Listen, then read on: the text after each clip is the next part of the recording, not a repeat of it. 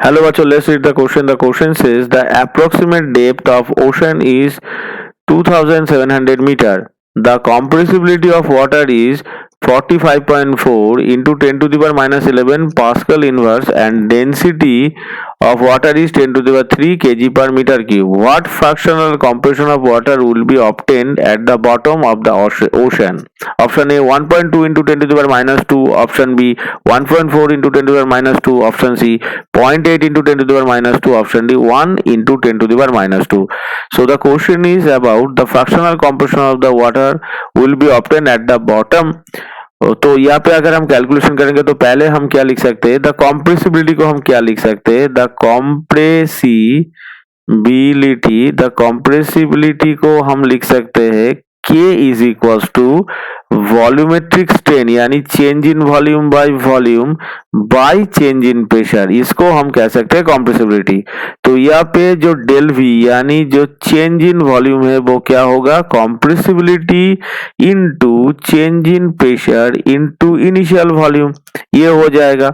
अब pressure change को हम क्या कर सकते हैं, हाइट से अगर इसको हम चेंज करेंगे तो ये आ जाएगा रो इंटू जी इंटू एच, जहाँ पे रो हो जाता है डेंसिटी ऑफ द लिक्विड, जी हो जाता है एक्सेलरेशन ड्यू टू ग्रेविटी और एच हो जाता है डेप्थ।